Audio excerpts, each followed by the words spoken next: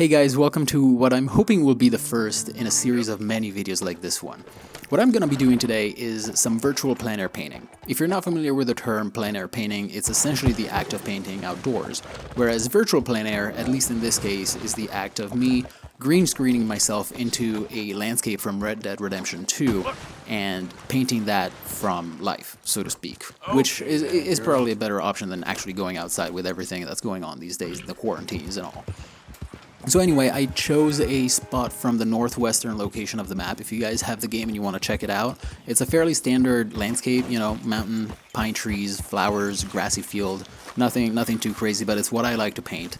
And I'm hoping you guys will enjoy it. I'm not going to be painting like an exact replica of the landscape. I'm going to make some changes to sort of give it the look that I'm envisioning. So this right here is my equipment. I'm going to be painting with gouache on illustration board, which has been primed with pink acrylic gouache. And if you guys are really interested in knowing the exact list of my colors, all the equipment that I'm using, check out the description of my YouTube video. I'm going to list everything in there. First thing I'm starting with is a very quick and very rough sketch. I'm going to fast forward through this process so you guys can see it sped up. And I'm really not worrying about detail. I'm just trying to block in the main composition, the major shapes. You know, the trees are essentially triangles. There's not a lot of detail at all because this is going to get painted over anyway. So it's just essentially a blueprint, sort of like a map of what I'm going to be doing. And with that out of the way, I'm getting some of my basic colors. I'm using some ultramarine blue, cadmium yellow, Van Dyke brown, alizarin crimson, and white. And I'm starting by blocking in the sky with a very watery mixture of ultramarine blue and white. I'm starting with the sky, I'm going to move on to the mountain, I'm going to move on to the trees, the grass, but everything is going to be very loose. I'm not worrying too much about getting the colors correct right now.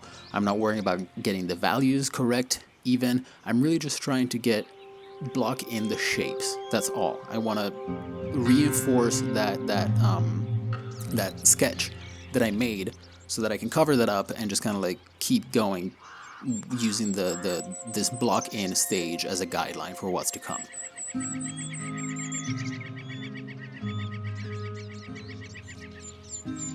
I'm using a flat tipped brush and it's fairly large considering how small I'm working, which is 5 by 7 inches by the way. The reason for that is because it keeps me from worrying about the details, because I can't worry about the details with a brush that large. And that forces me to just look at the big picture and paint the big picture. Now I can start adding some opacity to that paint, use less water, and actually start getting in the colors that I'm gonna want in the final piece for the most part. In this case, I made the mountain too dark, so I'm painting over it with a much lighter mixture of color. And now it's looking a little bit more like our reference. Because I wanted the paint of the mountain to dry up instead of doing the trees in front of it, I moved on to the grass down in the foreground, and then I'm moving back to the clouds and just blocking in one main color. Again, at this point, I'm using essentially one color for everything. I'm using green for the grass, blue for the mountain, white for the clouds, this sort of like greenish blue for the background trees. I'm not worrying about getting the colors exactly correct. I can fix that later. I'm trying to get as close as I can, but it can be adjusted. I'm adding a little bit of color variation to these trees here by sort of dabbing it in the direction that those trees are going to go. This is going to start to suggest that texture, but as you can see, it's very hardly visible. And then I'm doing the same with the grass in the foreground. I'm using the brush strokes in the direction of the land, so that they follow sort of like the slope of the grass and the land, and it helps give that 3D look that a lot of people struggle with. I know I struggle with it a lot. And then I'm moving back to the mountain. I'm starting to add the shaded parts of that mountain. I'm using a very like slightly darker version of the main color because I don't want to have too much contrast between the highlights, the midtones, and the shadows, since the mountain is so far away. And because of atmospheric perspective, the contrast is sort of like compressed. You know, it goes away. There's not as much contrast as you would have in the trees in the foreground, for example.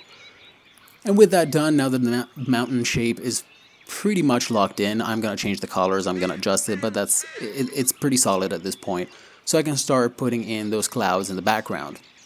And I'm working with very, very solid, very sharp edges, and then I'm softening them up with my finger there, adding a little bit more water, and then I'm adding some shadows to the underside of those clouds, and then I'm adding some highlights to the highlighted parts of those clouds, always keeping in mind where my sunlight is coming from. In this case, it's coming from the right, so knowing that will allow me to put the highlights and the shadows in the places where they should be. I'm using kind of like a warmer white for the highlights because the quality of the light also matters a lot. In this case, it's a warm white sunlight, so it's going to add a little bit of warmth to those white. It's not going to be just plain white out of the tube. Once I have those clouds looking somewhat decent, I'm finally starting to work on the texture of those trees. And the name of the game here is simplification. There's no way you're going to paint every single blade of grass, every pine needle, every tree branch. So you have to really simplify things as much as you can and use, brush strokes and texture to sort of indicate what you're painting. And then you just have to trust that people looking at your painting will be able to fill in the gaps because people know what pine trees are supposed to look like. So as long as you can make them think, oh yeah, that's a pine tree, they'll complete the puzzle, essentially. You don't have to give them every single detail for them to understand what they're looking at. And then I'm moving back to the grass in the background. I'm adjusting a little bit. I'm darkening it. I'm making it a little bit more green. It was a little too yellow compared to what the actual reference looks like, even though I am boosting up the colors a little bit because it's very hazy. It's not an ideal, we don't have ideal lighting in this scene, so I'm kind of like tweaking that and from imagination, sort of like making it the way I wish it was, but you got to work with what you have. And now I'm starting to work on the trees. I get asked a lot about how I paint trees, and this is essentially how I paint trees. I start with tree trunks so that I know how tall the trees are, how spaced apart they are, and then I'm just dabbing in little brush strokes to sort of start getting the texture of the trees, and more importantly, block in the main shape or silhouette, if you will, of those trees with just one basic color, and then I'm darkening up one side of it just by painting over it with a slightly darker version of that same color. I'll get back to those trees, but at this point I just wanted to add some of that cast shadow on those trees, which is going to be basically a combination of the ambient blue light from the sky and the green grass, so it's kind of like a desaturated dark green with some bluish tints. And then I'm going back to those trees with a even darker version of that original color to block in those shadows. And this actually starts to define the texture and the shape of those trees. Again, keep in mind your source of light, so that you can understand where those shadows are going to be. I decided to fix that shadow. Again, it was a little too saturated, so I'm painting over it, and it looks like I'm actually making it darker, but because gouache dries lighter than it goes down, it turns out to be a fairly decent color in the end. And at this point, I'm just cutting into those shadows. There was a lot of shadows, so I'm just fixing that up by adding some grass, and then I can start working on the highlighted area of those trees. So I do this by going layer by layer. I'm just getting warmer and a little lighter with each layer until I get to the saturation and the warmth and the color that I want. So you don't go from that mid-tone color all the way to bright. You just want to go gradually up that way. You can, that would be a different look, but this helps with the transition of those colors. And then I'm adding a little bit of brown, a little bit of reddish color, because red and green are complementary colors. Adding some brown sort of helps those greens. It makes them a little bit more interesting, a little bit more appealing. And then I'm darkening up that grass. I realized once again it was really, really, really bright and really, really yellow for some reason. So I'm making that a little bit more subdued. I'm bringing that green, that cooler green that I'm seeing a little bit more. I'm cutting in to indicate some of the texture. I'm adding some patches of dirt, and I'm finally getting to what's essentially the cherry on top of this painting, which are the flowers.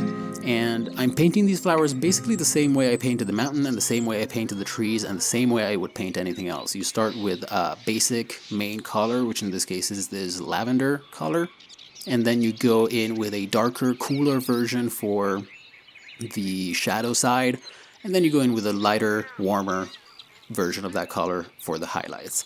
And then finally, now that our background is done, I can work on our foreground, starting with those trees on the right hand side, working on them the same way I did the other ones. I start with the tree trunks. I'm blocking in the main shape by just kind of like scribbling around with the brush to get that texture going. I'm blocking in the shadow side with a darker version of that color, and then I'm switching to a warmer, lighter green, and I'm going gradually lighter and warmer and more saturated until I get to the effect that I'm going for. You know, since the sun is coming from the right side of the trees is going to be hit by sunlight. It's going to be more saturated, warmer, more colorful, and that's what I'm going for. And then at the end, I'm adding some more brownish green, both because, again, same concept, red complementary color for green, so it makes it better, but also because the quality of the light is warming up those greens. At this point, I realized that I really did not like that path, so I decided to just take it out completely. You know, there was no commitment here. I decided to darken the foreground grass because I wanted the eye to be led into the background more, and you know, having the foreground be as bright as the background really did not help with that. So I'm darkening that, and I'm dabbing in with different colors, different levels of saturation, intensity, cool, warm blues and greens to sort of like add variation to that grass. I'm using some dry brushing, some split brushing to sort of like indicate those blades of grass. Again, don't think that you have to paint every blade of grass. It's never going to happen. Just try and indicate it as best as you can. And plus, there's going to be flowers going on top of this, so most of this grass is not going to be visible anyway. I'm just trying to, again, just indicate it. Squint a lot, that really helps. I wanted to add a little bit of highlight here, just to kind of, again, lead into the background. And then, last but not least, I'm finally adding these flowers in the foreground as well. Same concept as before, using this lavender bluish color, or lavender purple. A cooler version of it for the shadow side, and a warmer version, lighter version for the highlight. And then I can push that. I can make it darker, brighter, more saturated to kind of like add contrast if I want to. And then finally I can add the snow on the mountain in the back, and this is really going to tie everything together. I'm starting with a sort of a cool bluish green for the snow that's not in the sun, and then I'm going with a much more opaque white, warm white for the snow that is being directly hit by sunlight, and that's going to catch most of the highlights in the scene. And I'm just kind of like zigzagging around, looking at my reference, you know, trying to get the look that I'm going for without worrying about getting it, you know, one-to-one. It's not quite the same exact look. And then I'm finishing up with just adding a little bit more contrast, darkening up the bases of those trees where they connect to the ground, and finally adding a little bit more color to that sky, since there was a little bit of that purple still showing up. I just wanted to cover that up a little more, and then softening up the last of the clouds. And this is it. As you can see in this close-up, you can really tell that there's not a lot of detail in this painting. It looks like there is from a distance, but once you look closely, it's very much a lot of indicating of those details. I hope you guys found this enjoyable, helpful, interesting, appealing, whatever. I hope it brought you some solace in these weird quarantine times that we're all going through. If you did enjoy it, I would love to hear what you thought of it in the comments, or you can reach out to me on Instagram, Twitter, whatever. This was, like I said before, the first one of these videos, but I do want to make more, and I would love to know if you have any suggestions, any advice, any critique. You know, if you want the next videos to be longer or shorter, or if you want me to talk more or less, or if you want me to talk more about certain things and less about other things, you know, whatever comes to mind, please let me know, because I want to make the future videos the best they can be, because you guys are going to be the ones watching it, and I want to make them as good as they could possibly be, so you can actually enjoy them.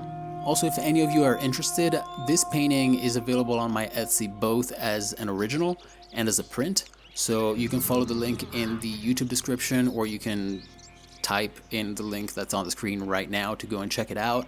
You can find me on Instagram, Twitter. You can support me on Patreon, which would be awesome because it would give me, it would help me a lot making more and more of these videos. And if you guys did enjoy this video, please consider subscribing, and I will see you in the next one. Bye.